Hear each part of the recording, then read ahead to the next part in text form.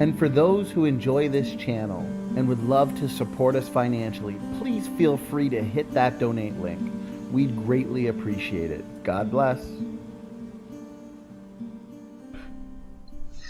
Awesome. Well, it looks like we are finally live tonight. Guys, I promise you it's going to be well worth the wait. We're having some issues. Unfortunately, Dr. Dan experienced a mini thunderstorm, but we're here. We are good to go. We are here tonight for this, actually the second big debate this week.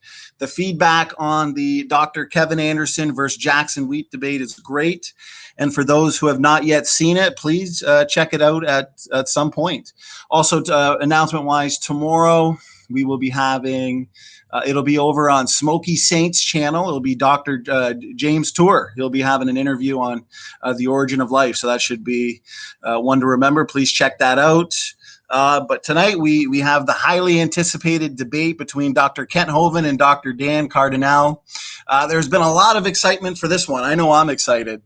Both men are no strangers to debates and no stranger to the topic of creation and evolution. So this is guaranteed to be a good one. For anybody who has not yet subscribed to this channel and love debates and discussions on these kinds of topics, please feel free to hit that subscribe button. Dr. Dan and Dr. Hovind were generous enough to give us their time for tonight's debate. We are debating, as you can see in the title, macroevolution versus microevolution. The structure for tonight's debate will be kind of a formal / semi-formal debate in that we are going to have timed rebuttals. Dr. Dan's going to start whatever time he takes, roughly 10 minutes. Dr. Hovind will take the same, followed by a rebuttal round of 6 minutes, and then a respectful open dialogue ending with a Q&A. Of course, in the dialogue portion, we like to keep it civil and respectful. Both debaters will feel that they are getting plenty of uninterrupted time to make their points and to respond to each other's objections and questions. So we're looking forward to this debate. Praise I Am That I Am is going to be gathering questions and super chats. We've got a big audience tonight, so just make sure you are tagging him so he doesn't miss it. Anyways, enough for me. Let's get right to it. Before we get started, though, I like to kind of break the ice and allow the debaters to give just a brief introduction as to who they are, what they may be doing over at their channels, or whatever they feel they want to say in terms of an intro before we get going here. So thank you, gentlemen. We can start with Dr. Dan. Thanks for being here.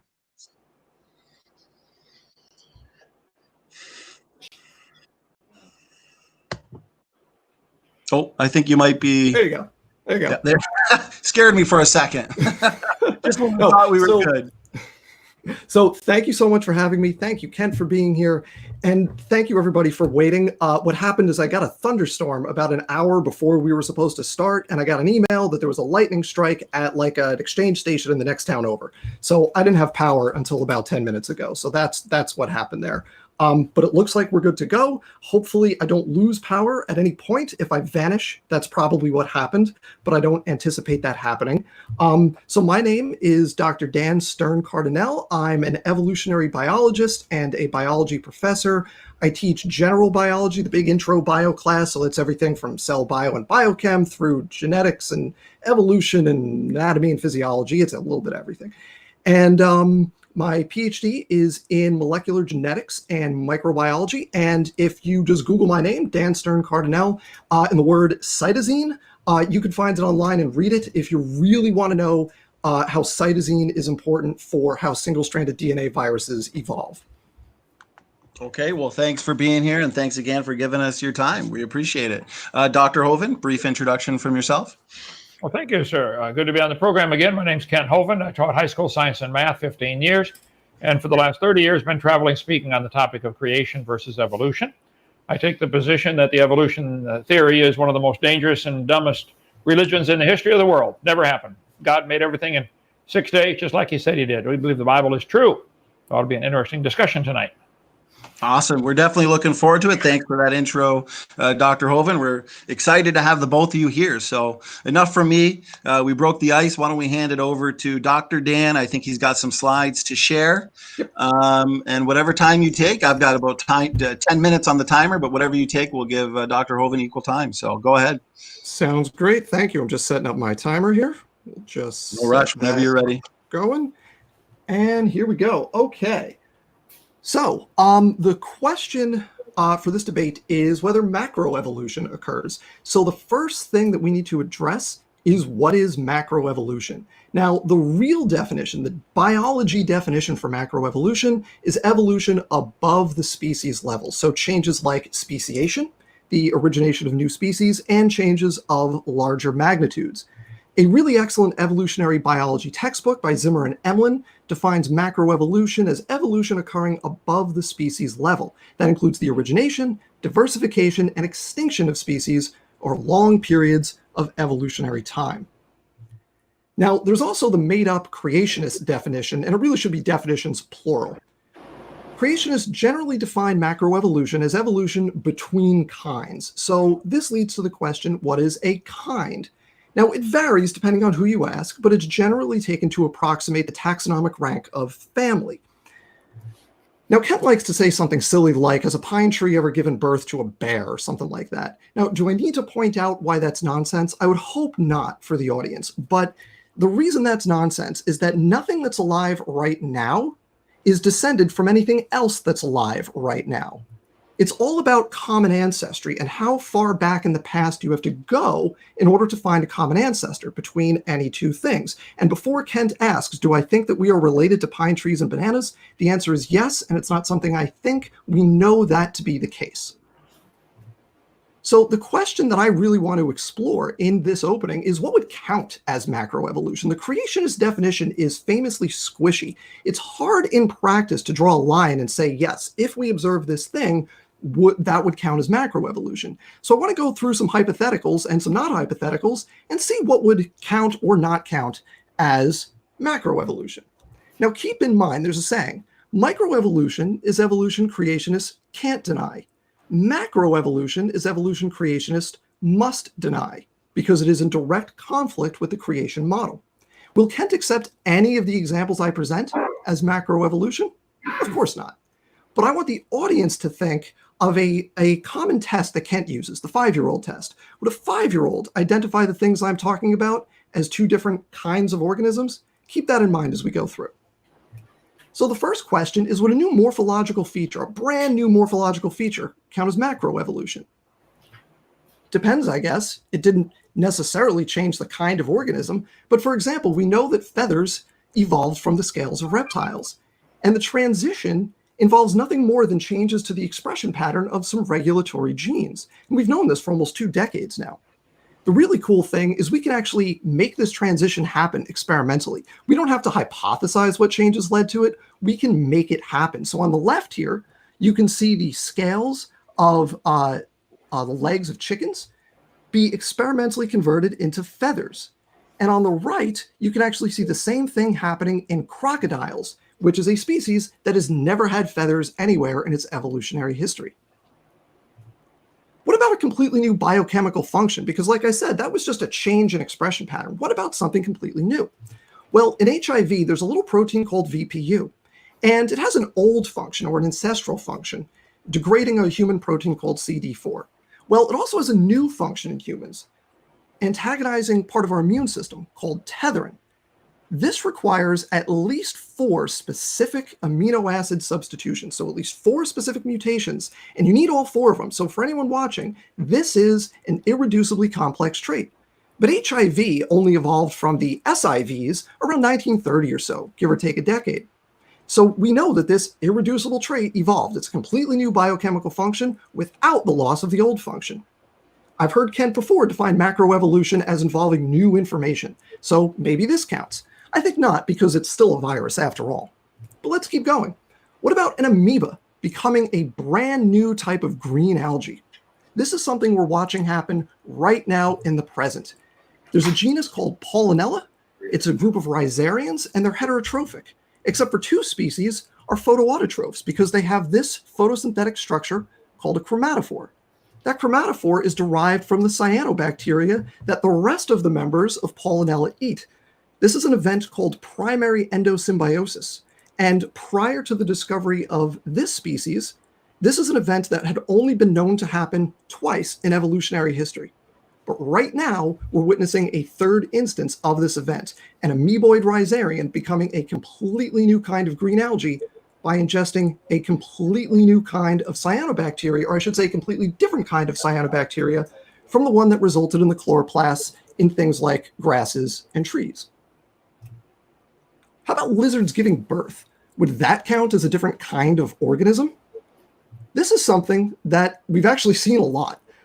Reptiles lay amniotic eggs typically, but there are over 150 instances of reptiles giving live birth, and there are several populations that are evolving this new trait in the present. In fact, there was a recent report of a lizard that laid 3 eggs and then gave Dan, I just live wanted to birth. stop you real quick. I got some word from the live chat. I'm not sure. I think people are noticing your slides might not be moving. I don't know if it's just. Oh no, what slide am I on in the video? Oh no. Hang on, let's see. Oh no, has it been stuck the whole time? Apparently no. somebody just mentioned it in the live. Let me see. It looks like it's been stuck people the whole just time. just started noticing now. Oh no. Okay, so here's what we're gonna do. I'm not gonna do the PowerPoint. I'll just scroll through it instead here. Hang on a second. Here's what we'll do instead. We've got your timer paused too. Don't even worry. So all right. So sorry everybody. Normally you can scroll through slides in StreamYard. I don't know what happened there. But I'll just scroll through it like this if that's okay. Of course, yeah. If you want to just go through it slowly, as long as people can see, what you're talking about visually. So yeah, no problem. Well, that's unfortunate. Sorry, everybody. So let's I'm going to go back through a few things just real fast so you see the visuals. And then that'll pick up where I was. So going back here, we've got feathers. So here is the right here is the feathers in the bird on the bottom left there, and then the scales converted to feathers in the crocodiles on the right. This is the HIV, new biochemical function, on the right, the ancestral one on the left in that figure. This is the new type of green algae that has evolved from the amoeboid rhizarian. This is, well, you can't see it because there's that headline in the way, but that's one of the many lizards that lays eggs. And where I left off right there is that not only does this involve changes to the way the eggs develop, but in a few species of these lizards, they actually develop a placenta. So we have a completely independent evolution of the placenta in a group of reptiles facilitating live birth. And what I was saying right when Standing let me know there was a problem there, was that we recently witnessed a lizard lay 3 eggs and then give live birth to the 4th member of that litter. So there are populations that are actually undergoing this change from egg laying to live birth right now. This is not some hypothetical thing. We're watching this evolution happen in real time. So how about some photosynthetic animals? Photosynthetic animals seem like something that would constitute a change in kind. If I asked a 5-year-old if that lizard that could do photosynthesis was different from a lizard that couldn't, I think the answer would be yes. So we see this not just in a few walking animals, we see this all over the place, in sponges, in cnidarians, in mollusks. And the cool thing here is that it's not just a matter of stealing the photosynthetic structures from your food, because you actually find the genes for photosynthesis in the animal genomes. And as you can see in these developing salamander embryos right here, it's actually passed vertically. So those already are green. They're expressing photosynthetic proteins and have photosynthetic structures, even though they're still developing in the egg. And one more example, what about multicellularity? A completely new instance of multicellularity. Now, this is directly observed in the lab. There's a species called Chlamydomonas that's usually unicellular. But if you introduce a predator into that population, they'll start to behave like colonies. And in at least one instance, we've evolved true multicellularity, because throughout their entire life cycle, there's no unicellular stage. And you can see that on the part D right here. Part A on the left represents their ancestral state. Part D on the right represents their derived multicellular state. That requires a whole bunch of new traits, not just a couple of new traits, but you need traits for cellular interactions. You need traits for a membrane, an extracellular membrane to hold all that stuff together. And they actually reproduce via multicellular structures called propagules. And that was a completely new thing for this type of previously unicellular green algae. So that's a whole lot of examples of things that, I think pretty reasonably we could call some of that stuff macroevolution. Now, is this all imagination? No, It's absolutely not imaginary. These are things that we have directly observed. There's no hypotheticals looking at fossils or anything here. So I don't want to hear anything about inferred evolutionary assumptions, none of that stuff. This is stuff we've directly observed. So let's turn it around. Let's look at Kent's model here, because in science, throwing stones isn't good enough. You need to have a better explanation. Does Kent's model do a better job explaining extant biodiversity? No, Kent can't even explain Kent's model in a consistent way, and we're going to see why that is. In general, the creation model accepts, or permits, I should say, common ancestry within families. I know there are people watching that are going to look at this and go, wait a minute, those aren't families. I know, but it's clear, so just go with me. So this red line right here, this red line on the right, might say that's where creationists draw the line and say on one side of that line, you can have common ancestry, but on the other side, not. Well, this is going to be based on their interpretation of the Bible. It's not based on actual evidence. You need a reason to draw a distinction there, but you can use the second red line or the third red line using the same standards. So the creationist standards for what does and does not count as a kind, or what can and cannot share common ancestry, ends up being inconsistent, arbitrary, and self-contradictory, as we're going to see as we chat tonight. So in summary, there you go. So in summary, creationists claim macroevolution can't occur. Now, that's just silly on its face because they're not even using the right definition of macroevolution. But at the end of the day, it doesn't really matter what definition of macroevolution you want to use. By any reasonable standard, the changes that I've outlined, things like animals becoming photosynthetic, de novo multicellularity, lizards going from laying eggs to giving live birth via a placenta, by any standard, that stuff counts as macroevolution. And it's directly observed, no assumptions necessary. Thank you. Awesome. Well, thanks so much for that opening there, Dr. Cardinale. And also, real quick, before we hand it over to Dr. Hovind, praise some people in the chat. I know. I'm working on it right now. Just make sure you're not hijacking the screen. Okay. Well, I guess it was about 10 minutes, but I got a little bit thrown off there with pausing. But Dr. Hovind gets equal time for his opening, so I'm guessing between 10 and 11 minutes with the pause. All right. My slides are not up. Yeah, he's got to put them up. Oh, Dan, I think you have to here you go. end the share screen, and we'll have the producer praise. He'll make sure that he zooms in on Dr. Hovind's slide so everybody can see him. So go ahead whenever you're ready. All right. We're good. The Bible says in the last days there would be scoffers who would walk after their own lust, and they would say, where's the promise of his coming? All things continue as they were. It's, in other words, things are happening now the way they've always been happening for a long time, millions of years maybe. For this they willingly are ignorant of, that by the word of God the heavens were of old, and the earth standing out of the water and in the water, whereby the world that then was, being overflowed with water, perished. So the scoffers are ignorant of how God created the world, and they're ignorant of that flood. Thirdly, it says they're ignorant of the coming judgment. Everything's reserved unto fire against the day of judgment and perdition of ungodly men. So the scoffers are ignorant of the creation. They're ignorant of the flood that formed all the fossils and layers. No fossils are forming today anywhere in any significant numbers, maybe not even at all. It takes a rapid burial like the flood. There's no fossil record. There's a lot of fossils, and they formed in the flood. Anyway, let me skip up to slide 1056 here. Charles Darwin, at age 22, fresh out of school to be a preacher, set sail on HMS Beagle in 1831. He brought a book with him, freshly off the press by Charles Lyell, on principles of genealogy. That book changed his life forever. In his letter to Russell, Darwin said, disbelief crept over me at a very slow rate. So slow I felt no distress. See, Darwin later did dedicate his second edition to Charles Lyell for his book that he wrote. When Darwin sailed around the world, he came to the Galapagos Islands right there. And there he noticed on these different islands, there were 14 varieties of finches. He studied the finches, looked at them carefully, shot a lot of them. He hated birds because he loved worms. Charlie was a really strange man. So he shot all these birds and measured their beaks. The Grants went down there and spent 10 years from the mid-70s to the mid-80s doing, they didn't shoot the birds, but they captured them and measured their beak size. And they concluded during wet years, the beaks were thinner, and during dry years, the beaks were thicker. There are Rosemary Grant and Peter and Rosemary Grant did this. They discovered that they thought probably all the finches had a common ancestor, and I would agree. It was a finch. There are 228 species divided into 50 genera and 3 subfamilies of finches in the world. I believe the common ancestor of all these finches was a bird. And Charlie wrote in his book, Origin of Species, it's a truly wonderful fact that all animals and all plants throughout all time and space should be related to each other. Wait a minute.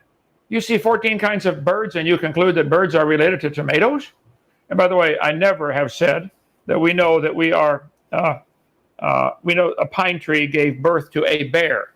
You do believe, though, Dan, that a bear and a pine tree have a common ancestor, don't you? Respond to that later. What Charlie observed is what we call microevolution, a variation within the same, what anybody would call the same kind of animal. Roses produce a variety of roses, dogs produce a variety of dogs. That is not evidence that dogs and roses have a common ancestor. This is a fact. The other part is a religion. You may get a big dog or a little dog, but there are limits to the variations. And a 4-year-old can tell you that a banana is not the same kind. Something's different about a banana between a wolf, coyote, and a dog. So a child can tell you that. The Bible said they would bring forth after their kind. I suspect the original definition of what a kind is can they bring forth? Now, they might have diversified now to where they can't, like a Great Dane and a Chihuahua would have a hard time. Or some of the variations, maybe the horse, I think the horse, zebra, quagga can all interbreed. So it seems to have to do with able to bring forth. So it's obvious it's a different kind. This word evolution is very slippery, has 6 different meanings, and we're debating 2 of them tonight. Cosmic evolution, origin of time, space, matter. There's no evidence for that. That's another debate. Chemical evolution, you guys have to get all the elements evolved from hydrogen. All 92 elements come from hydrogen. I'd like to see that. I want to make gold out of hydrogen. Then they have to have stellar and planetary evolution. Nobody's ever seen that. They've never seen a single star form, but there's a lot of stars out there. Everybody could own 11 trillion of them to yourself. Plenty of stars that we know of. Then you have to have organic evolution, the origin of life. And then what we're talking about tonight, macroevolution, changing from one kind to another. After that would be microevolution, variations within the kind. Now, this one's been observed. Number 6 is purely science. Number 5 is imagination. The first 5 are actually religious. You have to believe in them. You may believe in them very strongly, but it is a belief in them. Let's see. I'm going to save a little time here. All right, here. This textbook says evolution can be defined as a change in species over time. Now, wait a minute. Are there any limits to these changes? They've been trying to get bigger dogs for a long time. You think they'll ever get a dog as big as Texas? They've been trying to get little lap dogs like Chihuahuas. You think they'll ever get one as small as a flea? There are animals as small as a flea, like a flea. I don't think they're going to get one that small. So I would say changes happen, but they are limits. In my video series, lies in the textbook, lie number 17 deals with this. The evolutionists will tell you, and I'm sure Dan believes, macroevolution is just microevolution over longer periods of time, and this is pure dreaming. This is imagination. Yes, it is. SpongeBob imagination. The central question of the Chicago conference was whether mechanisms underlying micro can be extrapolated to explain the phenomena of macroevolution. The answer can be given as a clear no. This is Roger Lewin, a long time ago. He figured it out 40 years ago. At Berkeley University, they said, what is macroevolution? Generally refers to evolution above the species level. I would be cautious of using the word species because a dog and a wolf are different species, but they can interbreed. The Bible says they'll bring forth after their kind. And we'll save time. I got a ton of stuff on this one. I just want to show you a few examples. Is macro just macro? Is macro just micro over more time? No, this is dreaming. No one has ever seen a dog produce a non-dog. You have to imagine that it happened long ago and far away. I guarantee 20 times tonight, Dan will refer to long periods of time, millions of years. That's how they hide the stupidity of their theory with lots of time. First of all, it's easy to prove the Earth cannot be billions of years old. But even with billions of years, it wouldn't help. We don't observe it. It's a religion. It's not a science. Nobody ever sees any animal produce a different kind of animal or any plant. There are genetic barriers to prevent it from happening. And if you did get a partly evolved dog, who would it marry? You got to get 2 of the opposite sex in the same place at the same time. They got to find each other and be interested. You got a whole host of problems there. Variations happen, but they have limits. Farmers have been trying to get bigger pigs for a long time. They'll never get a pig as big as Texas. Roaches become resistant to pesticides after a while, but they'll never become resistant to a sledgehammer. I'd bet $20 on that one. God created them to bring forth after their kind. There are varieties of tigers. They might have had a common ancestor called a tiger. They always produce the same kind of plant or animal. The information for the variation was already in the gene code. No new information is added. The dogs don't become pink or learn to fly. There's no new information added. The gene pool of the new variety is always more limited. And what we've done is develop dogs to the point where most of the crazy breeds they have wouldn't survive 10 minutes on their own in the woods. Chihuahuas wouldn't last 2 minutes. There are varieties of corn. I grew up in Illinois, corn country. I believe they had a common ancestor called corn. Real evolution would require an increase in genetic complexity, not a shift in gene frequency. There are hundreds of varieties of corn. That does not prove whales, tomatoes, and hamsters are related to corn. You can believe that if you want, Dan, and you can teach that as long as you're not using tax dollars to do it. Go start a private school and teach anything you want at a private school. But when you use tax dollars to make everybody pay for your religion to be taught, I think we have a right to object to that. The Bible says they will bring forth after their kind, after their kind, after their kind. There are many varieties of ear shapes or nose shapes in the world. They probably came from a common ancestor called an ear. There are dozens of varieties of eyes, eye colors, eye shapes, etc. They might have had a common ancestor called an eye. Different shaped foot shapes, different hand shapes, different lip shapes. A lot of different dogs in the world. Might have had a common ancestor called a dog. This article on BBC News said, looks like 95% of all the current dogs came from just 3 original founding females. I would agree. Here it says, dogs today come in all sizes and shapes, but scientists believe they evolved from a handful of wolves tamed by humans in China 15,000 years ago. Well, interesting. Divergent evolution. Textbook says, don't give it a fancy name. It's still a dog. This Irish textbook calls it divergent evolution. There are several varieties of squirrels in the world. We got a museum down here at Dinosaur Adventureland in Lenox, Alabama, with a variety of stuffed mounted taxidermied squirrels. They might have had a common ancestor called a squirrel. That's not proof squirrels are related to pine trees. God said they'll bring forth after their kind. The horse and the zebra and the burro might have had a common ancestor. I wouldn't argue about that. They got some itty-bitty horses and some great big horses. They might have had a common ancestor called a horse. The Zorse, the Zonkey, Zioni, Zedonk, Zebras, Shebras are all half-breeds between the different varieties, but they're all 4-legged animals with hooves and leather upholstery. This is not evolution. This is a variation of the same kind. I don't know if that's Photoshop or not, but it's pretty cool. Anyway, there's a herd of zebroids running around. Here's a picture of, I forget that thing, what that thing's called. I mentioned how the Kentucky Derby, they've spent billions of dollars trying to get faster horses. And in the last 100 years, they've only gone from 127 seconds to 123 seconds. And that is with trying to make it happen. Even in the old days, they had some really good times turned in, as good as today. If you really want to win the Kentucky Derby, breed wings on the horse and fly around the track. You win every time. There are varieties of lions and leopards. They can still produce offspring, so they must be the same kind. They make a taiga and a liger, probably the same kind. There are many varieties of cows. The beefalo and the buffalo probably had a common ancestor. There's lots of different kinds of sheep and goats. There's the whale and the walpin and the killer whale. There's 3 different varieties of camels, I believe. Might have had a common ancestor called a camel. Bible said they'll bring forth after their kind. There are 195 varieties of chickens in the world, and might have had a common ancestor called a chicken. Just what the Bible says. Let's see how many. 225 owl species. Might have had a common ancestor, an owl. Variations happen, sometimes pretty bizarre. You've got about 10 seconds, Dr. Hovind. 8 varieties of bears might have had a common ancestor. I can go on all day long. Dan, you will never be able to demonstrate a scientific evidence that a bear and a pine tree are related. You can believe it if you want, but that's your religion. Thank you. Go ahead. Okay, well, thank you to the both of you for your openings. I appreciate the visuals. Good job. Yeah, we're jumping right into the timed rebuttal section. I've got 6 minutes on the clock, and we'll start whenever you're ready there, Dr. Dan.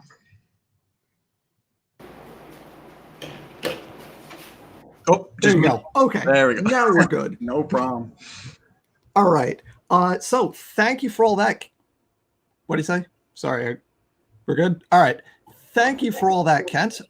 So a few things I want to get out of the way real fast here is there was a bunch of stuff in there that wasn't relevant. So anything, I was writing as fast as I could, but things like scoffers and judgment, that's all irrelevant. Darwin on the Beagle and Lyell and geology, The stuff about beaks, that's all irrelevant. Anything about non-biological evolution, none of that stuff matters for what we're talking about today.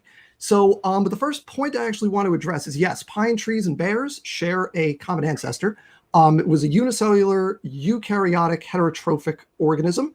And we know that they share these things because they share lots of characteristics. For example, developmental genes. It wouldn't seem like plants and animals would share developmental genes, but Hox genes and some plant genes called Madsbox genes are actually very similar.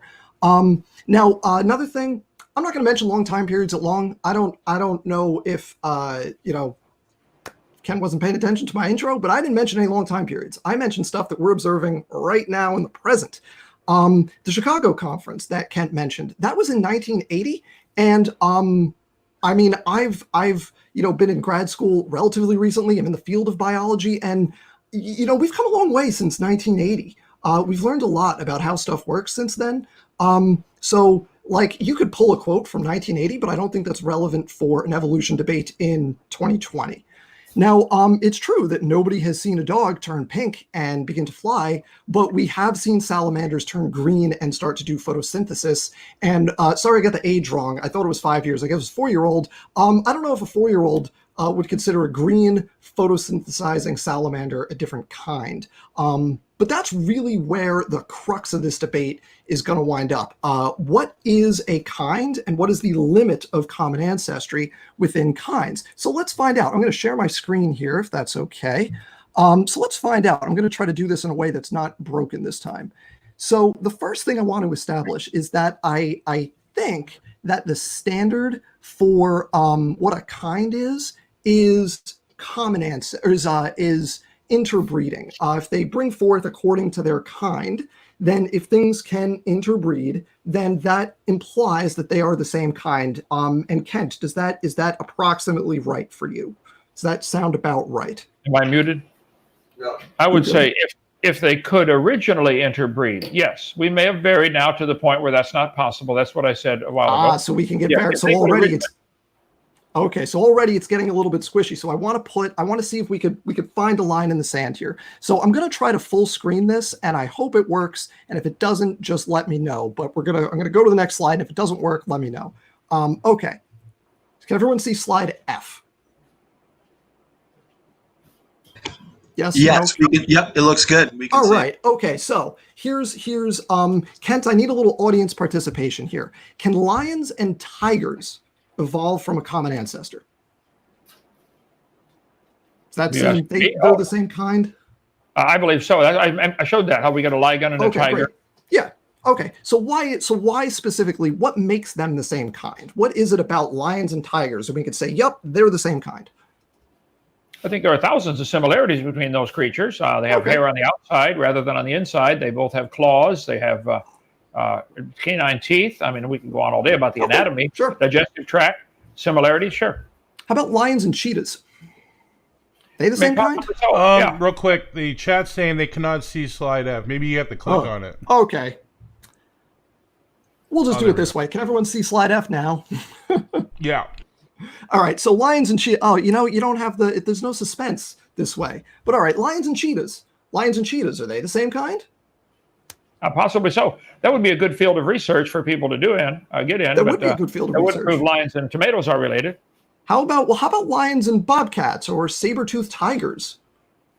Yeah, I showed slides of that. I'm not sure how far it goes, the variation within the kind. But it's based generally on the ability to interbreed.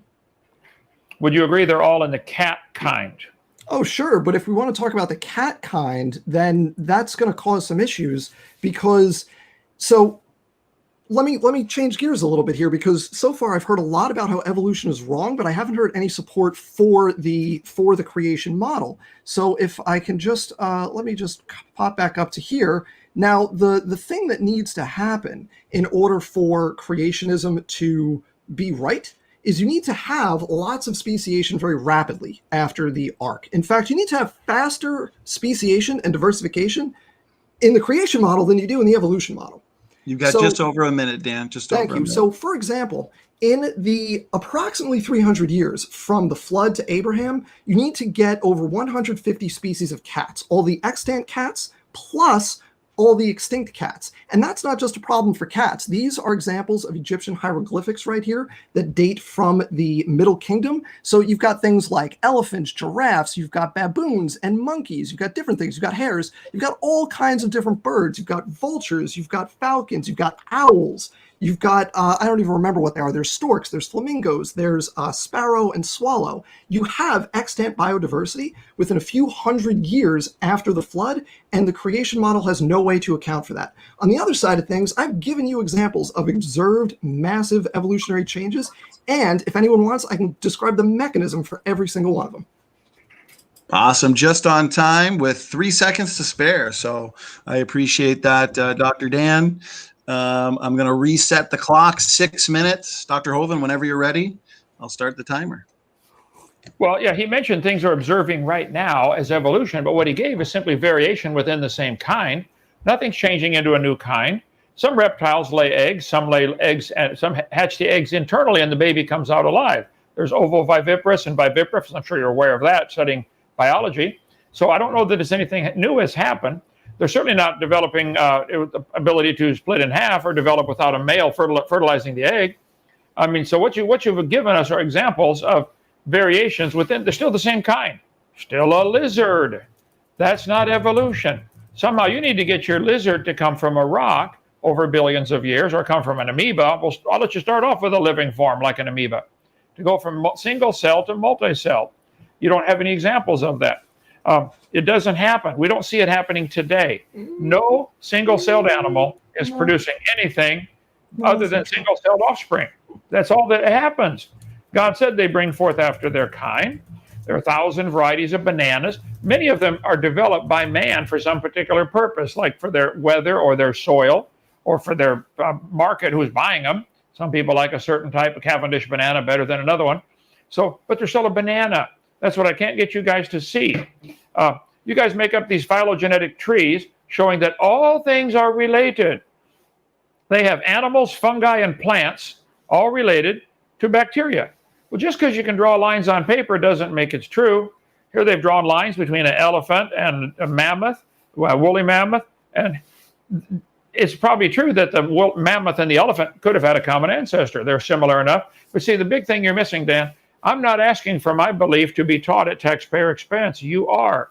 The burden of proof's on you, not me, to prove my point.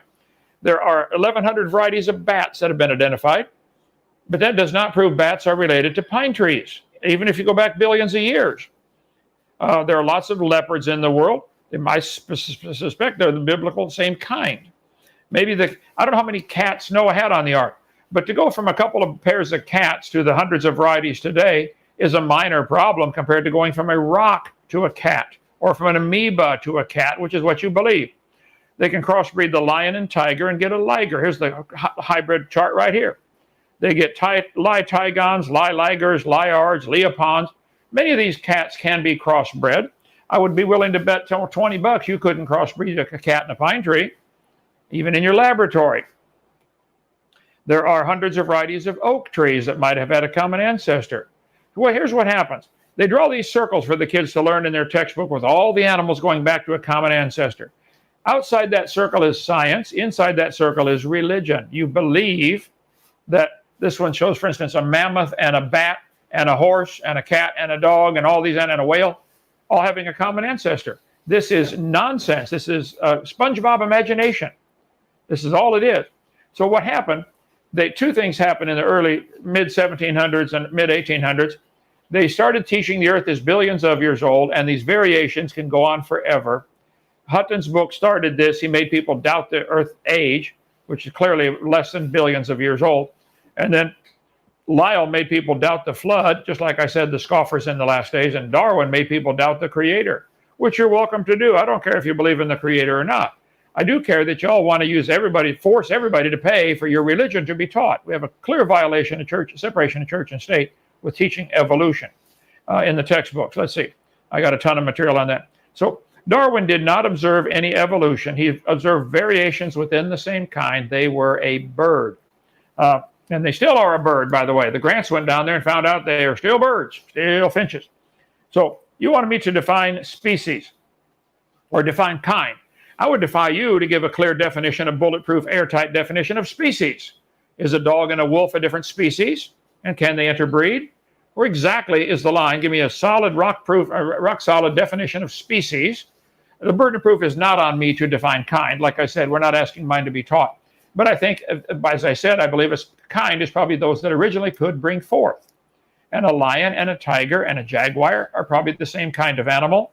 And I think a 3-year-old will tell you the oak tree should not be in that same kind. And neither should the worm, and neither should the mosquito. So for you to see the variations that happen within an obvious similar kind of creature or plant or animal, and therefore conclude that that means everything is related. This is where I cannot get you guys to see how silly your religion is. You see the obvious variations within the kind, like a lizard producing an egg that hatches inside the body before it comes out, which is probably what happens in that case. I'd like to 1 minute, Dr. Hovind, 1 minute. Placenta. I'd like to see some evidence of that. But even if it's true, could that be that they lost something over the years? All you have are examples of losing, no gaining. Where's the new information where's it coming from? Useful information in the gene code would be, look how much trouble we had getting the computers going and the cameras going for this debate tonight. This is primitive compared to one cell in a body. And one little thing can go wrong and it shuts everything down. One little mutation shuts everything down. Doesn't create anything new. So I defy you to show me any new information being added that's going to take over the population. Go ahead. Okay, well, great openings and rebuttals from the both of you.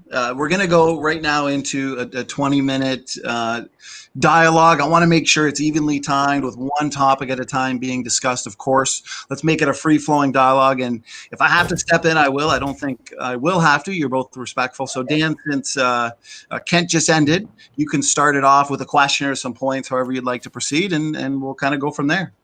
All right. So first, I just want to address a couple very small things. The lizards with the live births, some of them they basically have shellless eggs. But several species do have actual placentas. That's not up for debate. They actually have evolved placentas separately from mammals. It's a brand new placenta, and that requires a bunch of new genes and protein-protein interactions. And again, this is something we're watching happen in real time. So it's not like that's you can't really deny what you can watch happen. But I do need to point out here, we've now moved the goalpost a little bit, because this started off talking about macroevolution as evolution between kinds, right? What got off the ark and could interbreed. But now we've moved it to, well, it goes from amoeba to algae, but like it didn't come from a rock. Well, like that's a different question than the question of how far back does common ancestry go within or between kinds. Okay, so I just need to point that out first. The other small thing I want to mention is I think species concepts are dumb and counterproductive, and we don't need them in biology because they're artificial constructs. They're just, our silly human brains like to put things in boxes where they don't necessarily fit. But the creation model does require like discrete groups. And the inability to figure out where those groups are, because you could just go back and back and back phylogenetically, and you end up having to draw a line arbitrarily somewhere. That's a problem for the creation model. That doesn't exist for the evolution model, because species concepts don't work well. Great. I don't care. I don't like species concepts. But the creation model, there needs to be a line that says you can't evolve past this point. Well, where is that line? What specific thing cannot happen? And I have to laugh a little bit because Kent said, well, you can't get multicellularity. Well, I gave you an experimental example of multicellularity. You can't get new information. I never know what creationists mean by new information, but I gave you an example of a completely new biochemical function in a specific gene that, bonus points, was irreducible. So like, I don't know where the line is. So I would love to end this by asking what specifically cannot happen? What magnitude of change? What type of characteristic cannot evolve? And what specifically is the mechanism that prohibits it? That's where I want to leave that. Okay, thank you for those points there, Dr. Dan. That was about 2 minutes. Dr. Hovind, take equal time to respond to whatever you feel is necessary. Go ahead. Well, thank you. That's a great question. Where is the line, and where is the line for speciation? What we've observed, I think this is what most of our sporting events are about. what's the limit on human ability to lift weights? Can a man lift 300 pounds? Can a man lift 400 pounds? Because somebody's always trying to break the record. Do you think, Dan, it'll ever be possible for a man to lift 2 billion pounds or 10 trillion pounds? Is there a limit? Sure, there's a limit, obviously. Have they reached it? I don't know, probably getting close. Is there a limit to how big dogs can get? Will they ever get a dog? They've got big ones now, Great Danes. Will they ever get a dog as big as an elephant? I don't know exactly where the limit is, but I think they're probably getting close. But again, the burden of proof's not on me. You guys believe the elephant and the dog all came from a single-celled creature like an amoeba. We don't ever see single-celled creatures produce anything other than single-celled babies. Never observed, none.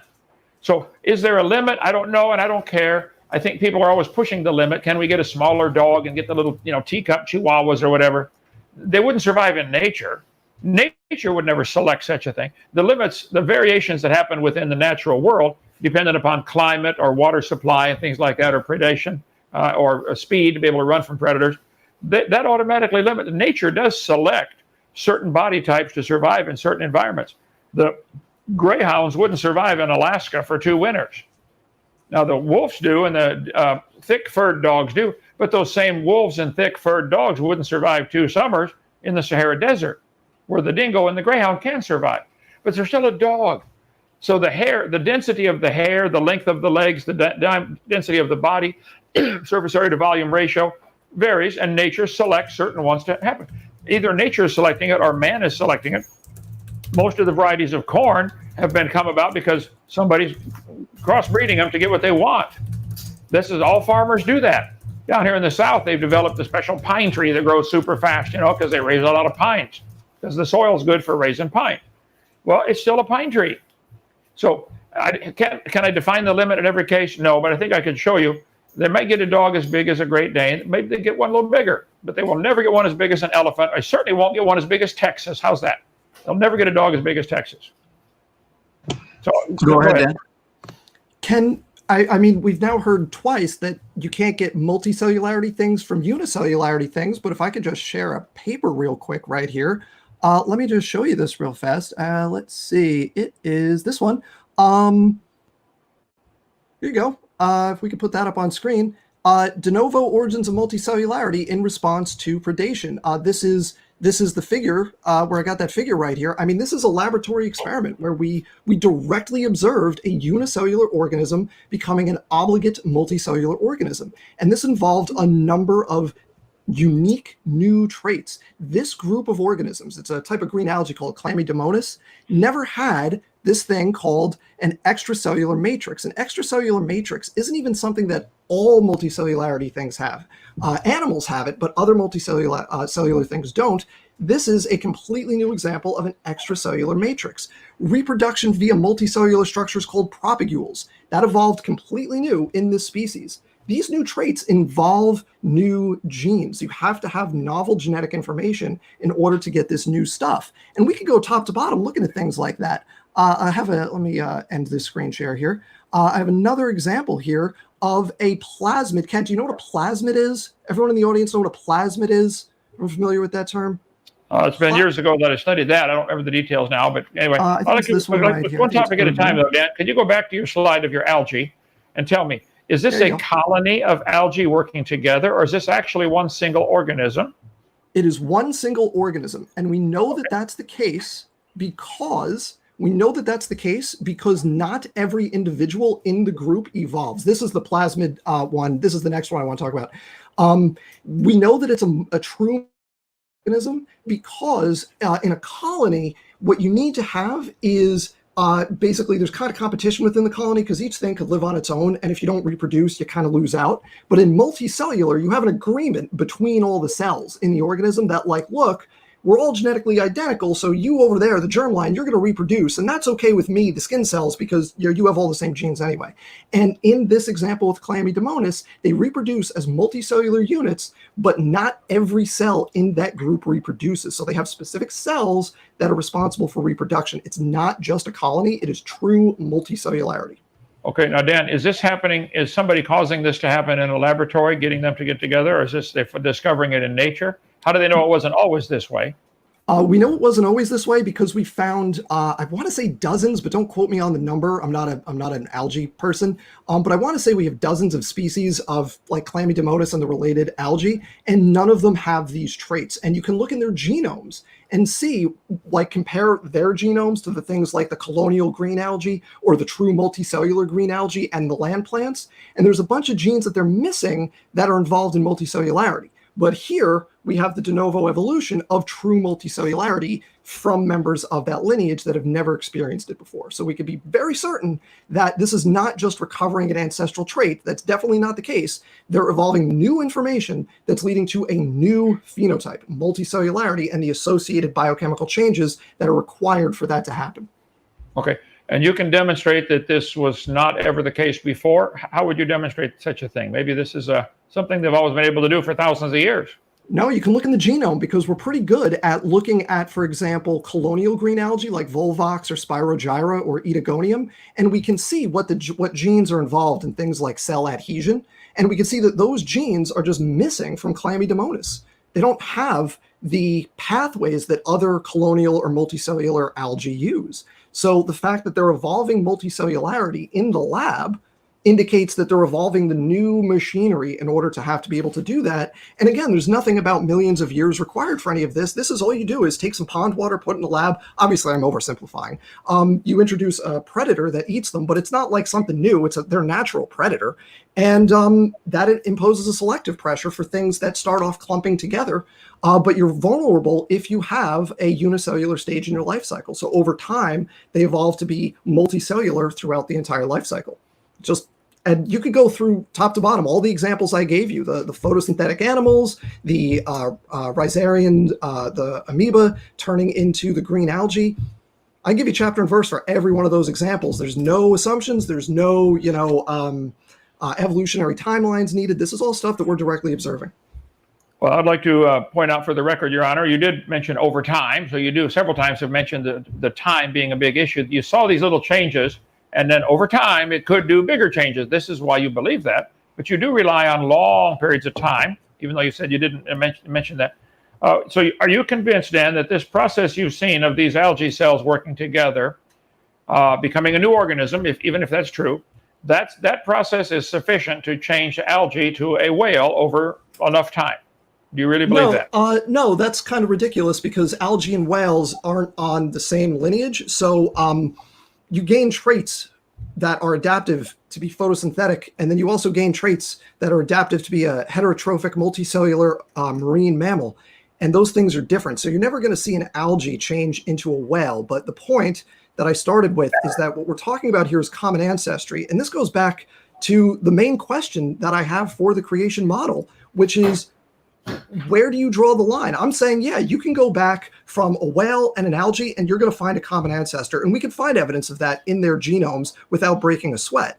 Now, what you are saying is, well, you can take the whale and the other whales and they share common ancestry. And maybe you could throw like hippos in there, right? I don't know if you accept that hippos and whales share common ancestry. I do not. And with the green algae, you could throw them together maybe with the plants, but like eventually you hit a wall where you can't go back further. But what I'm saying is the changes that are leading to those large magnitude evolutionary changes, those large gains of function, those new traits, those things are observable in human timescales. I mean, I think the longest time period that I gave you in my opening was HIV, which first appeared in humans around 1930. So, I mean, we're not talking long periods of time here. That's an irreducible, that HIV example is an irreducible novel biochemical trait that we know appeared in the last century, like, because HIV didn't exist before then. So it had to be new in that time frame. So, I mean, the point is, we're observing all of these large-scale changes directly right now. We're not using fossils. We're not assuming millions of years. So you're saying changes of some magnitude can't happen. I'm saying based on what we can observe in the present, tell me where that line is. Draw me a specific line and tell me how far back you have to go before you find something that cannot happen. Well, as I mentioned, the burden of proof is not on me to do that. You want, put my slide up there, would you, Steve? Yep. Okay. The textbooks do teach the kids that algae and whale have a common ancestor. And you, I think, just confessed that you believe such a thing. And that, again, is you're welcome to believe anything you'd like, but that's not science. This one shows very clearly that all the animals and all the plants have a common ancestor. Kids are taught this stuff every day in all of our school system, and this is not science. This one shows all the bacteria being related to all the animals. So the whale and the bacteria do have a common ancestor if you go back far enough.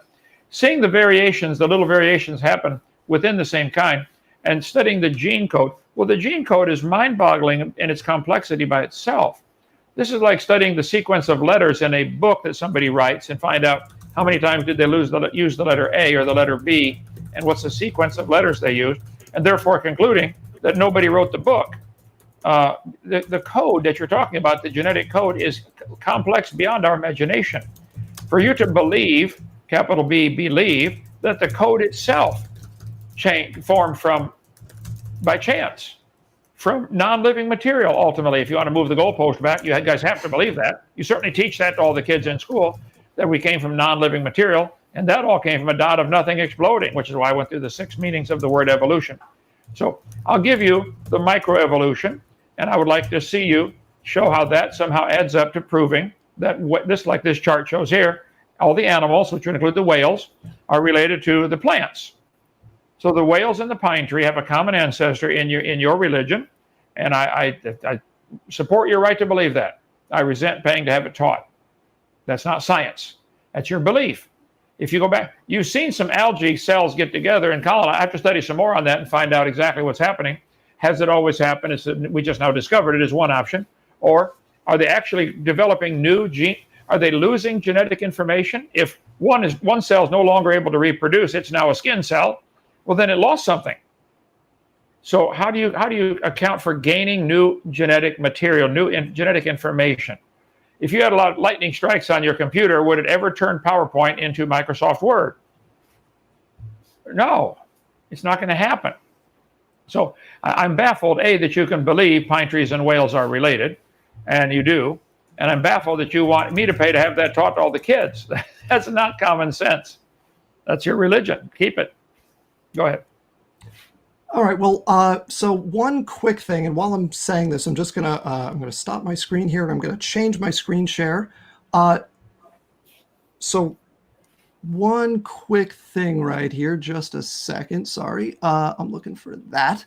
Okay, here we go. Okay, so first thing is that, okay, I'm glad you did the goalpost move and then immediately threw the flag on yourself, so that saves me the trouble of doing it, so thank you for that. But I feel like we're talking past each other because you keep talking about little changes and extrapolating from little changes. But I'm not showing you little changes and saying, well, you can tweak the fur color and therefore you can change the body plan, right? I'm not saying that.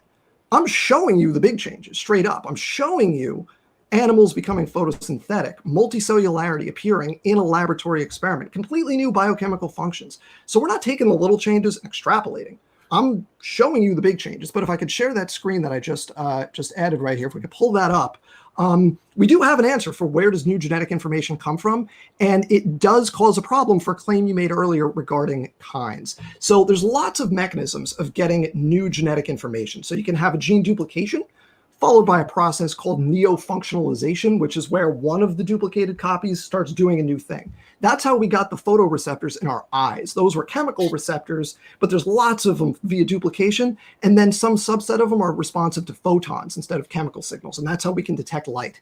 It's really cool. That's a very common mechanism. But what I want to talk about here is something called de novo gene synthesis. Now, this is a phrase, some people may have heard this phrase, orphan genes that are restricted to a specific group and usually to a species. Now, we now know how orphan genes came about. It took us a little while. This for a long time was an unanswered question. But we now know that they're from things like long non-coding RNAs. And the evidence for this is that you can have random sequences of RNA or polypeptides, and they have biochemical activity. And if you have these random sequences in cells, this is the second reference right here, if you have those in cells, turns out they're well tolerated. They tend to not cause that many problems, surprisingly, actually. Well, what we can look at in these de novo genes, these taxonomically restricted genes, is we can look for long non-coding RNAs in related species, so in the same clade, right? So we can look at the human genome and find orphan genes, and then we can look at other apes and see, okay, do they have long non-coding RNAs that match that? And the answer is yes. We can do this for everything. We do this for yeast, rice, humans. It's not hard to find these genes. Now, this is a problem for the creation model because Kent earlier specifically said that you don't get new information. He said you don't have a mechanism for getting new information, and in fact, you lose information as within a kind, the species diverge from each other. Well, here, these orphan genes tend to be restricted to the species level, sometimes the genus, but generally they're species specific. That's why they're called orphan genes, because they don't have any relative genes in the related species. Well, according to the creation model, if you can't get new stuff, then that means every species that has an orphan gene has to be its own created kind. Otherwise, you're permitting the evolution of new genetic information within those species. So that's the answer to where new genetic information comes from. It's longer than that, but that's a couple of the mechanisms. And also it creates a problem for the creation model. I don't think it creates a problem at all. I'd like you to tell me, you've given an example that you think they added new genetic information. Are there mutations that happen where genetic information is lost? Oh, sure, all the time. Yeah, absolutely. Is that more common than gaining? I'm hesitant to say yes because I need a definition of information. So we need to be able to quantify it to answer that question. I'll say yes. I'll say yes for you. Probably it depends on how you define information. I think the answer is yes, but without how are we defining the quantity of information? Well, I think any biologist would tell you that most of the mutations that we see are detrimental or harmful or fatal. Most of them are neutral. Well, if you get 1 out of 10,000 that is beneficial, which let's just pick that number, do you really think that's going to drive a single-celled organism to become a whale over millions or billions of years? We flipped the question there. First it was almost everything is harmful, but that's not true. Almost everything is neutral. So now it becomes, well, the beneficials are too rare.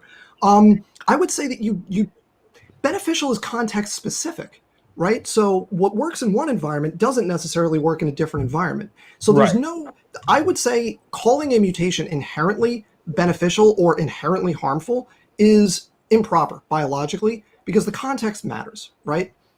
The context matters. A mutation that makes your skin lighter is really useful in Siberia, but it's really bad in the tropics. A mutation that makes your skin darker is going to cause problems in Siberia, but it's going to be useful in the tropics, right? So is that good? That's just changing the pigment levels in skin. I don't think either one of those is a gain or a loss. You're just modulating the levels at which things are made. But the benefit or cost of them is context specific. So what we do see over time is increasing complexity. That's not hard. The question is, are those changes beneficial? And what creationists often claim is, well, maybe you could get a new thing, maybe you could get a new trait, but that's actually a loss or it's harmful or whatever. Well, one, if you're going to claim it's a loss of information, you have to be able to quantify that information and describe that loss biochemically. And two, if you're going to claim that it's harmful, you have to be specific about the context in which we're talking. If I was to grow flippers, that would be really harmful, but I would do better swimming in the ocean. Right? And if I happen to live on the coast and competing for food along the coastline was hard, and I could go into the ocean more effectively and get food, then maybe being a bit of an awkward walker would actually be pretty beneficial. Now, does that counter a gain or a loss? I don't know, but it's a diversification and it gets you more biodiversity in the environment. Well, gain or loss, either way, I think it's counted as imagination. We don't observe that. We don't observe any animal gaining new traits like that, gaining flippers or gaining ability to hold their breath for 3 days. We don't see that happening. You can believe it if you'd like. And you do believe that a whale and a pine tree have a common ancestor. You said so.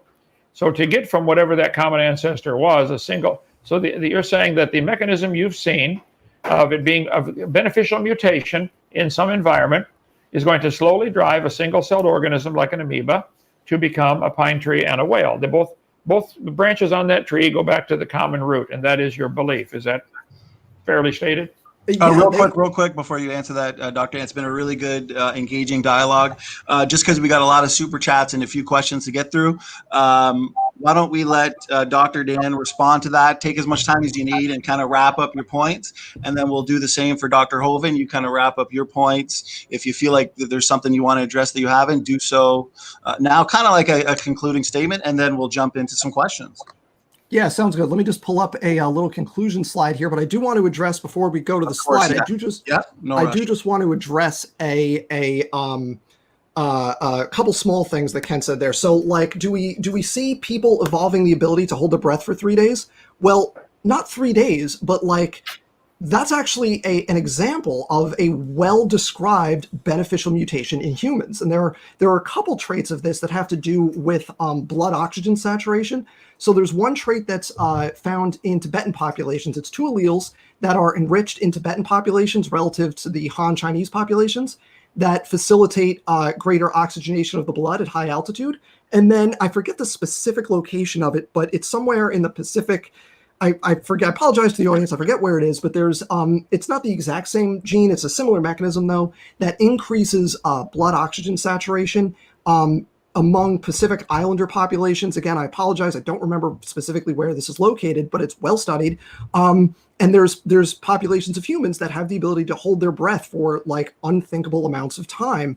And the cool thing is, this is convergent evolution, where it's actually similar to how marine mammals like whales and walruses and that kind of stuff, how they're able to hold their breath. It's like, so I mean, you brought up that example. It's kind of like a silly, oh, this could never happen, but like we actually do observe that kind of thing in humans. So just to conclude, as I expected, nothing I said, all those direct observations, none of that stuff counted as macroevolution. But you know what? That is okay. Because Kent, we agree. You said before, of all those 6 types of evolution, microevolution we agree on.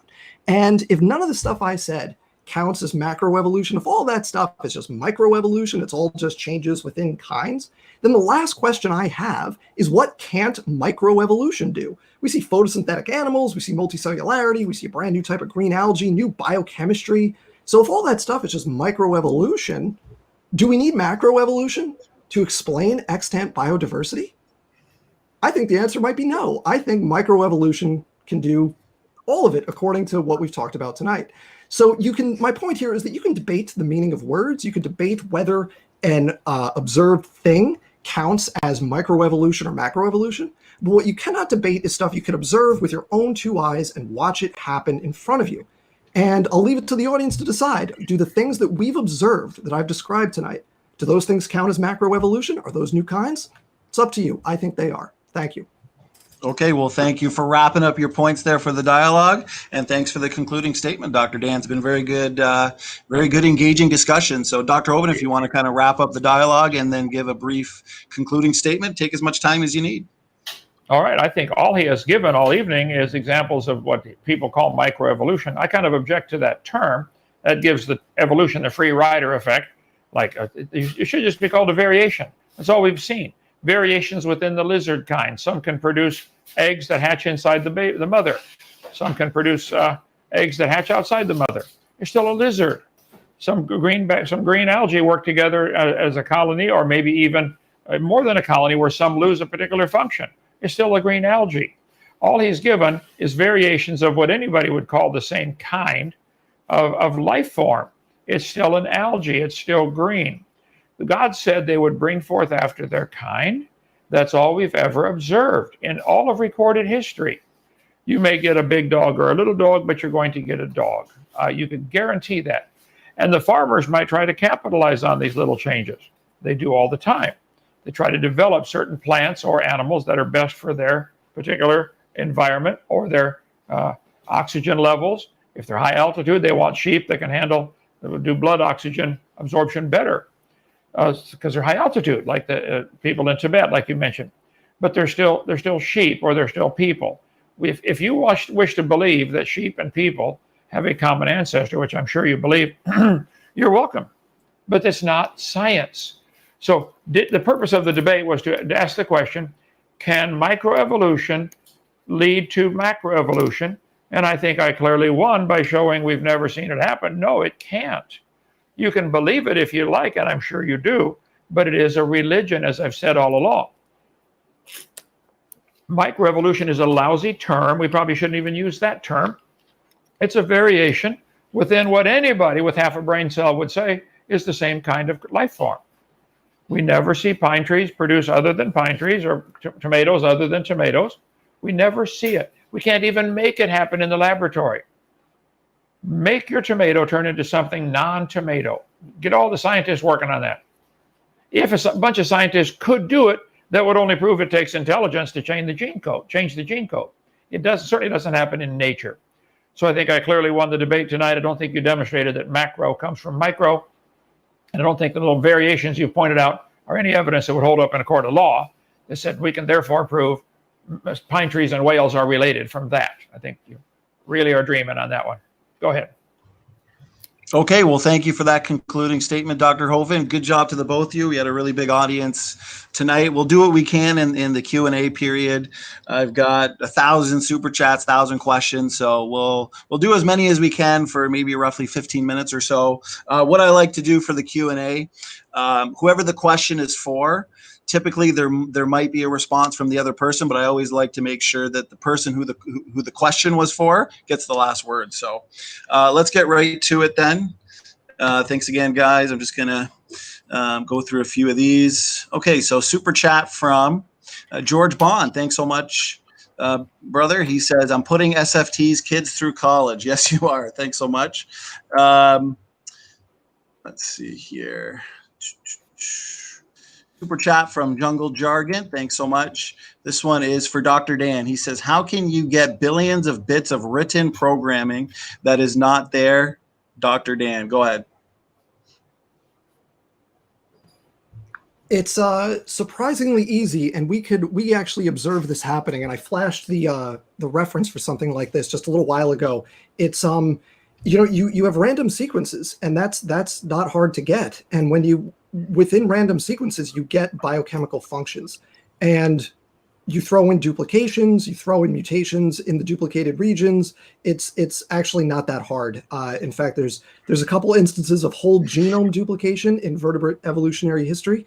Creationists bring this up as a major stumbling block for evolutionary theory, but like the evidence from laboratory experiments, it's just not that complicated to get new genetic information. It's gene duplication, it's mutation, it's neofunctionalization. These are well-studied mechanisms. Okay, I appreciate that response, Dr. Dan. Dr. Hovind, did you want a quick response, or? I would say that's dreaming to say it's not that complicated. A single cell, I think any biologist who studies the cell would say, is more complicated than the space shuttle. To my knowledge, the most complex machine ever built by man. Within that single cell, there are all kinds of chromosomes. Some have many, even over 1,000 chromosomes in one cell. Some life forms do. This chromosome, the DNA, the information contained in there is greater than all the information and all the computers ever put together by man combined. It's just dreaming to say this could happen by chance. You're welcome to believe that. I don't think that's going to hold up in front of your judgment day one day, but you're going to say, well, I saw the evidence and believed that stuff. I think the creator is going to have a long talk with you about that, Dan. But especially since you're turning other people away from believing in him by teaching what you're teaching. I think that's even more serious. But no, I would say the complexity of the DNA code is impossible to explain by random mutations over billions of years, over trillions, quadrillions of years. Not going to happen. It's something you have to believe in. Thank you, Kent. And since it was your question there, Dan, go ahead. Final word.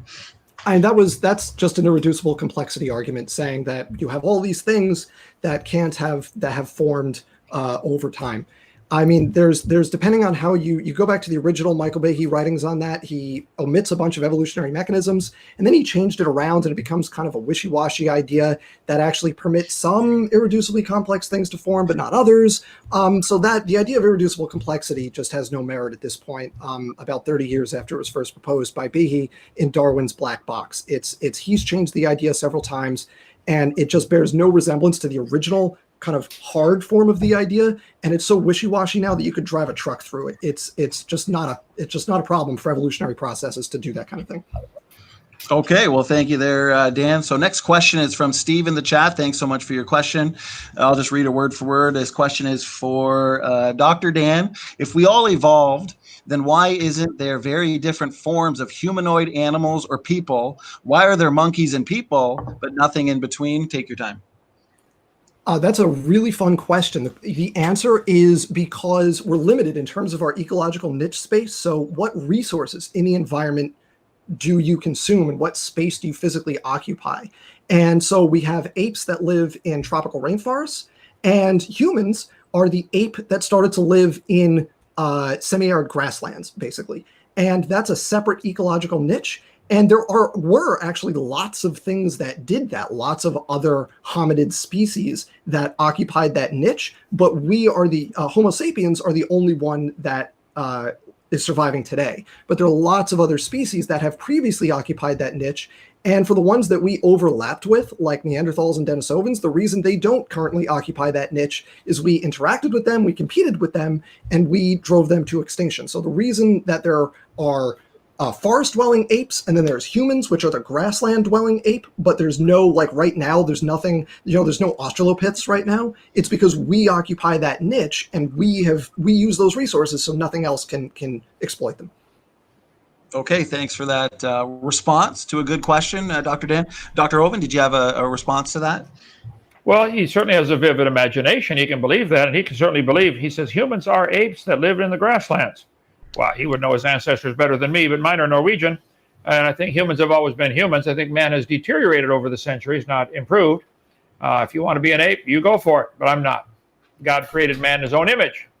SFT, we got to get rolling here because we have a bunch of super chats. So do you want me to go through them or? Lightning round. Actually, Praise, since you saved most of the super chats, which are just like quick three-word. Yeah, sentence. a lot of these are, yeah. Yeah, why don't you just do a quick lightning round, and then I'll go through a couple more questions that I saved. Go ahead. I'll be as fast All right, as I can. so this is from, okay, go ahead. Okay. Dan, you want to go ahead or? No. I was saying I'll be fast. Okay. I'll be fast. Yeah. So this is Rodan the Monster for $4.99. Thank you for your super chat. He says evolution just wants to molest our children via indoctrination, while creation's touch is pure. This is a quote from Christoph Jones, PhD psychologist, University of Oslo. And this is another super chat from George Bond. Thank you, George. He's just doing all over the place super chats. I'm putting SF. Okay, we did that one. So this is Cocoa Puffer. Challenge accepted, and this is Redefine Living. Thank you, Cocoa Puffer, for $5 super chat. This is Redefine Living for $5. Okay, George. So they're having a conversation, and then George Bond for $5 says, "Fun in the chat." Yeah, well done, Cocoa Puffer. And this is Logical Plausible Probable for $5. Oh, George, this could get expensive. And this is Jungle Jargon for $5. How can you get billions of bits of written programming that it's not there? We did that. Yeah, we did that one. Praise. Okay, I think you're on the film free one. No. I have George Bond. So George Bond for $5 says, "Good one, Tiffany." George Bond, another $5. Thanks, LPP. So here we go. Logical, Probable, Plausible for $5. He says, "Don't miss the after show. Open mic. Share who you think won. Look for the link in the chat." So everyone go ahead and do that. Another $5 super chat from George Bond. Thank you, Jungle. Another $5 super chat from George Bond. 2 from LPP. Thanks, John. Here's Nephilim Freeze, $5 super chat. Thank you, Neff. Algae this forming. Looks like it's a question for Dan. He says algae forming a colony does not constitute an organism because it has no intercellular systems. Evolutionists misrepresent science dishonestly. No, that's not a colony. It's a multicellular organism because it does have intercellular systems. It has the extracellular matrix that's built cooperatively by all of those cells. Plus, not all of them reproduce, which is a hallmark of multicellularity. Thank you for that. And here's George Bond for $5. Thanks, Neff. So here's Nephilim Free for $10. Question for Dan. A colony of algae does not have organs or intercellular systems and cannot be called an organism or multicellularity. Why do you dishonestly misrepresent it as one? Just answered that. That's basically the same question as the last one. It's because it is multicellular. It adheres to the definition of multicellular. Yeah. I mean, thank you. I didn't write the definition. Take it up with the dictionary. This one's from Cocoa Puffer for $5. Dan, you're wrong about multicellular algae. The algae use continuous environmental tracking, a hallmark of built-in engineered adaptability. No, if that was the case, they would go back after you remove the predator, and they stay multicellular after you remove the predator. So that's not the case. Did you want a quick response to that, Dr. Hovind? Well, if you can't go back after you remove the predator, maybe it's because those that have lost the ability to reproduce and function as skin cells, as the illustration he gave, again, it was a loss of information. No individual cell is better than it was before. None. So here's a $5 super chat from George Pond again. Wow, George, thank you so much for your help on the channel. Well done, Cocoa Puffer. And this is a $2.99 super chat from Ian Chen. Professor Dan is awesome. That's all. So you got a fan Thank there. you. And here's some Faithful, Honest, and True $5. Thank you, Faithful. High altitude is epigenetic, and the Badua Deep Divers is epigenetic, Dan. Dan the pseudoscience man. So you can address that if you want. Oh, thank you for identifying the deep divers, but the Tibetan one I have handy, it's not. It's a different allele in the EPAS1 he's gene. gone. It's an alternate allele. It's not epigenetic. And George Bob for 5. Good one, Jason. So we're done with the super chats now. We have the questions. If you guys want to get to that, or are we done? Or yeah, let's do.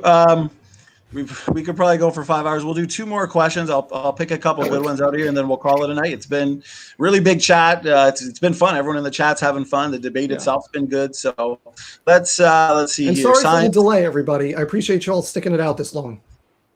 And Dr. Hovind, we appreciate the extra time you gave us to still have this debate. Okay, so science is observable. Question for Dan. What is one observable example of a beneficial mutation relevant to macroevolution? Relevant to macroevolution? Well, I mean, I think a lot of things are relevant to macroevolution. Let's see. So the mutation that permits the cells to stick together in Chlamydomonas, that's certainly relevant for macroevolution.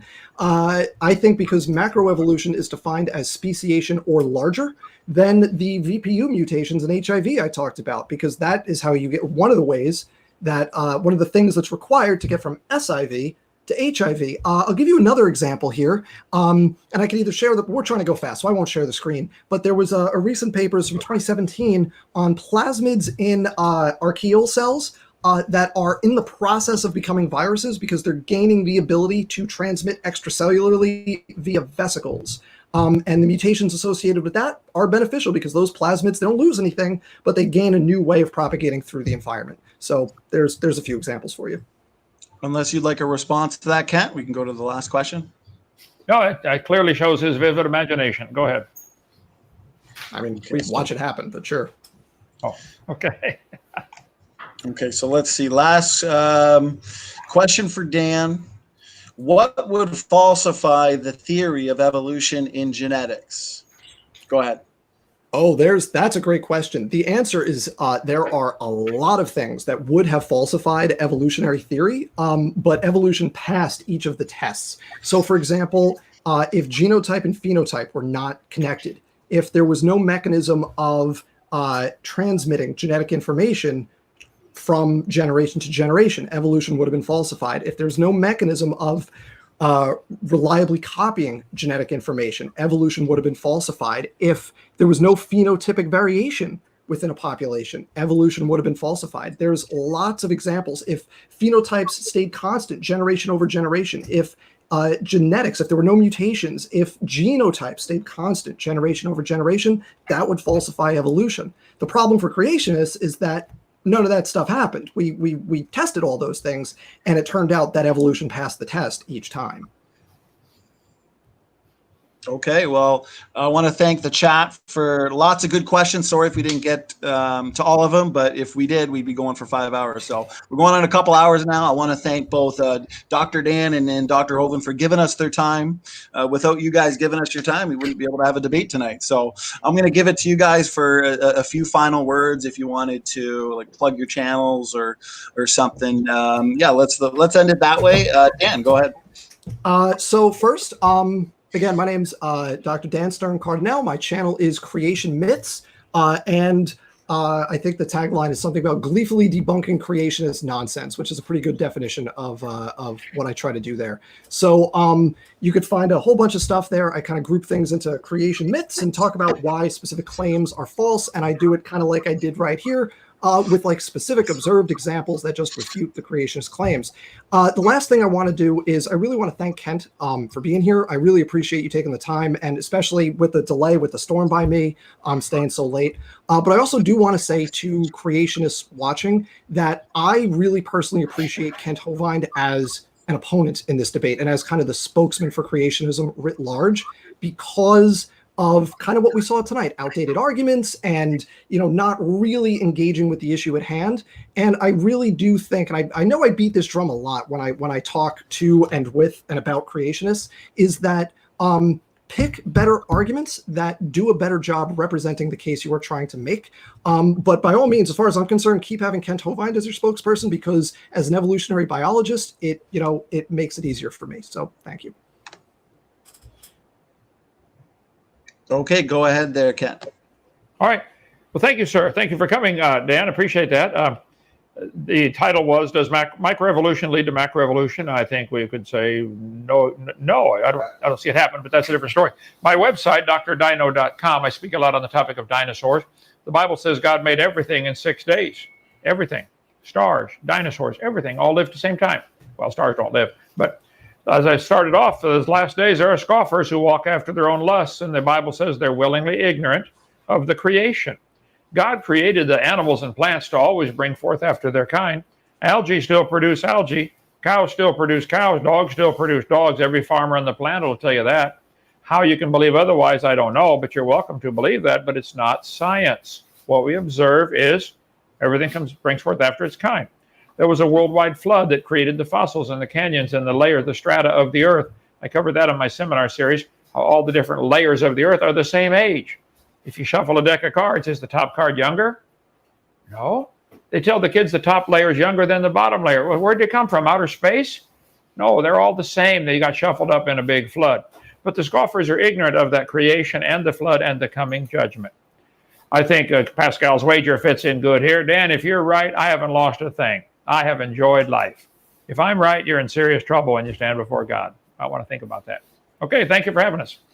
Awesome. Well, thanks so much for a really good debate. Definitely one to remember. Real quick, Logical, Plausible, Probable is having an after show. Open mic. Anybody can join.